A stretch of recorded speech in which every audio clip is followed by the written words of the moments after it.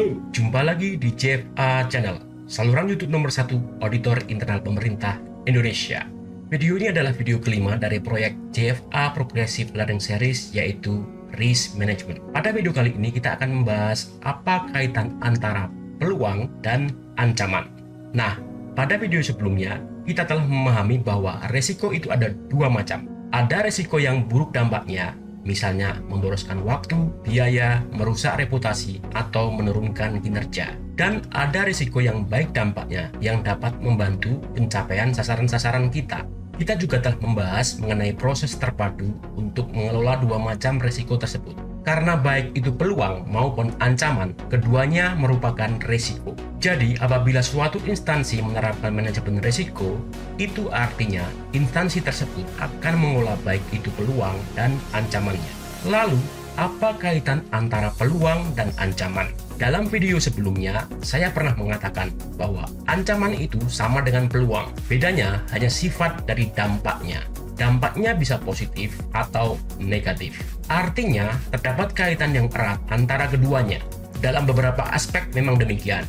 Nah, dalam proses mengidentifikasi peluang, sebagian besar orang merasa kesulitan karena mereka hanya terbiasa mengidentifikasi ancaman-ancamannya atau risiko buruknya saja, tetapi tidak pernah berusaha mencari peluang-peluangnya. Nah, nanti akan kita bahas metode atau cara mengidentifikasi peluang ini secara lebih detail pada video-video berikutnya.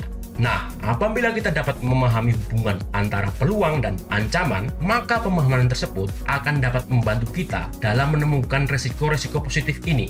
Ada peluang yang merupakan kebalikan atau lawan dari ancaman. Misalnya, ketika Anda berinvestasi, investasi itu bisa turun nilainya. Namun sebaliknya, investasi itu juga bisa naik nilainya. Jadi, ada ancaman bahwa kita bisa kehilangan uang kita, tetapi ada pula peluang kita bisa memperoleh keuntungan. Contoh lainnya, nilai kurs mata uang asing. Nilai kursnya bisa turun nilainya. Itulah ancamannya. Tetapi juga bisa naik nilainya. Inilah peluangnya. Contoh lainnya, jika kita mempunyai pemasok atau subkontraktor bisa terlambat dalam mengirimkan barang. Itulah ancamannya. Atau bisa mengirimkan barang lebih awal. Inilah peluangnya. Jadi, kita memperoleh peluang, yaitu kebalikan dari ancaman. Nah, itulah kaitan yang pertama. Kemudian ada kaitan yang kedua, yaitu peluang muncul ketika ancamannya lenyap. Misalnya, ada ancaman bahwa para pekerja tidak termotivasi untuk bekerja, merasa tidak puas, dan mungkin akan mogok kerja atau melakukan aksi demonstrasi. Hal ini sering terjadi dalam dunia industri, di mana para pekerjanya melakukan protes di jalanan. Ini sungguh hal yang mengerikan. Nah, jika kita bisa menyingkirkan ancaman itu, maka ancaman itu bisa menjadi peluang. Artinya, kita berusaha mengatasi ketidakpuasan mereka, menghentikan aksi mogok kerja mereka, mengatasi penyebab kegalauan hati mereka melalui serikat pekerja, sehingga akhirnya mereka akan membatalkan aksi mereka. Maka, sekarang kita memiliki peluang untuk memperbaiki atau memulai praktik kerja yang lebih baik, atau meningkatkan efisiensi, membangun manajemen kemitraan yang lebih baik dengan serikat pekerja yang dapat membantu kita untuk mencapai sasaran-sasaran kita secara lebih baik. Sekarang pertanyaannya, apakah dengan melenyapkan ancaman maka itu akan selalu menjadi peluang? Jawabnya, mungkin saja. Mungkin akan muncul beberapa peluang setelah kita menyingkirkan ancamannya. Oke. Jadi pertama, ada peluang yaitu kebalikan dari ancaman. Kedua, ada peluang yaitu lenyapnya ancaman itu. Singkirkan ancaman itu, maka Anda akan menciptakan peluang. Tetapi ada hal yang lainnya lagi, yaitu peluang yang memang benar-benar murni sebuah peluang. Hal-hal baik yang tidak ada kaitannya dengan hal-hal yang buruk. Misalnya, ada pesaing yang tiba-tiba menutup usaha mereka. Jika hal itu terjadi, maka kita mempunyai pangsa pasar baru yang besar. Permintaan atas produk kita berpotensi meningkat. Atau misalnya ada pegawai yang sangat terampil yang bekerja di tempat pesaing kita, maka kita bisa merekrutnya untuk menjadi pegawai kita. Ini adalah peluang yang tidak terduga. bukan kebalikan dari ancaman atau lenyapnya ancaman, melainkan sekedar hal baik yang kebetulan terjadi. Atau ketika kita merekrut seorang pegawai untuk posisi jabatan tertentu, dan setelah dia mulai bekerja, pegawai tersebut ternyata mempunyai keahlian lainnya yang dapat dimanfaatkan dalam posisi jabatan penting lainnya. Itu adalah murni hal baik, bukan lenyapnya hal buruk atau kebalikan dari hal buruk. Jadi, ada 3 jenis hubungan antara peluang dan ancaman. Pertama, peluang adalah kebalikan dari ancaman. Kedua, peluang adalah lenyapnya ancaman. Dan yang ketiga, peluang adalah murni sebuah peluang, tidak ada kaitannya dengan ancaman apapun. Lalu, apakah diperlukan keahlian atau kompetensi khusus agar seorang mampu mengubah ancaman menjadi peluang? Tidak.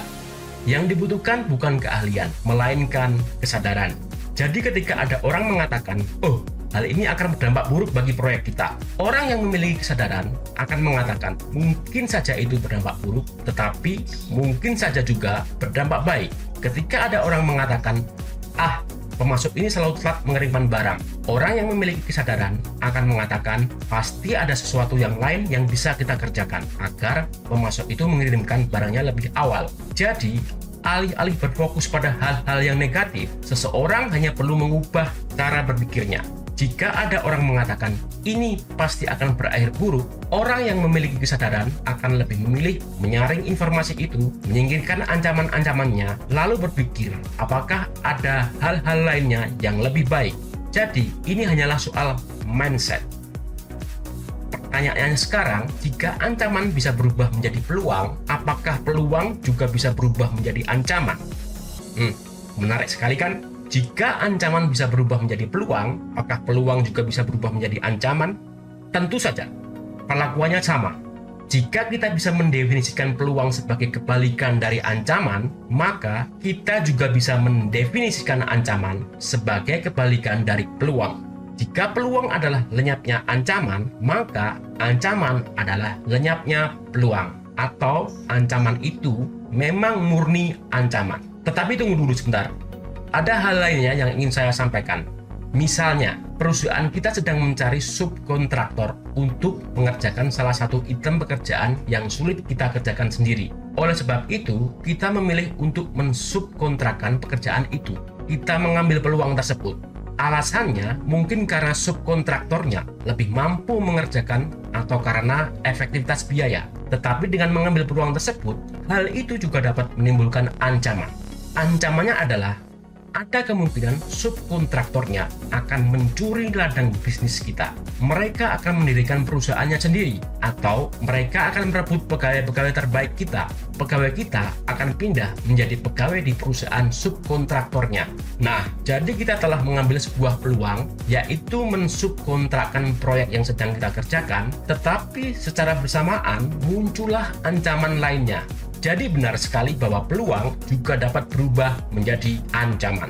Nah, topik pembahasan yang kita bahas ini nantinya berkaitan dengan istilah seperti selera resiko, penolakan resiko, dan sebagainya. Dan itu akan kita bahas dalam seri video dengan topik tentang sumber daya manusia. Tetapi, hingga seri video yang kelima ini, kita sudah sedikit memahami manajemen risiko secara lebih luas. Kita sudah tahu bahwa risiko bukan hanya hal-hal buruk. Kita juga sudah tahu bahwa memerlukan pendekatan terpadu untuk mengidentifikasi dan mengelola kedua jenis risiko itu. Dan hal itu menuntut perubahan pola pikir kita, baik dalam penerapan atau prosesnya. Oke, cukup sampai di sini dulu. Sampai jumpa di video berikutnya. Jangan lupa klik like, subscribe, bunyikan loncengnya. Jayalah terus auditor internal pemerintah Indonesia. Salam Prokom.